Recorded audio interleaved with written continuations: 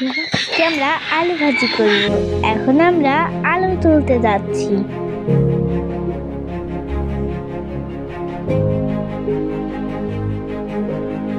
এই যে আলু তোলা হয়ে গেছে। এখন আমরা পেঁয়াজ মরিচ কেটে নেব।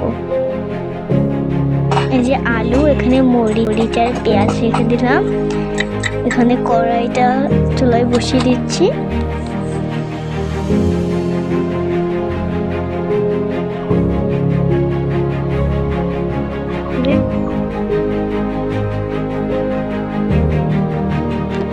এই যে চুলা ধরানো হয়ে গেছে।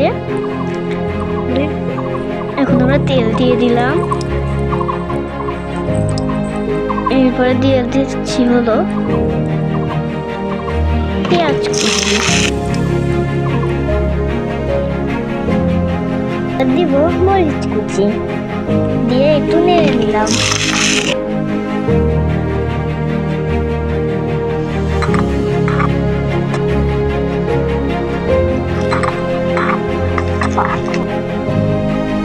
এবার দিয়ে দিচ্ছি হলুদের গুঁড়া, একটু পানি দিয়ে দিলাম যেহেতু লেগে যাচ্ছে। সেখানে আলু দেওয়া হয়ে গেছে। এখন আমরা নিয়ে নিলাম। এখন আমরা নামিয়ে নিচ্ছি।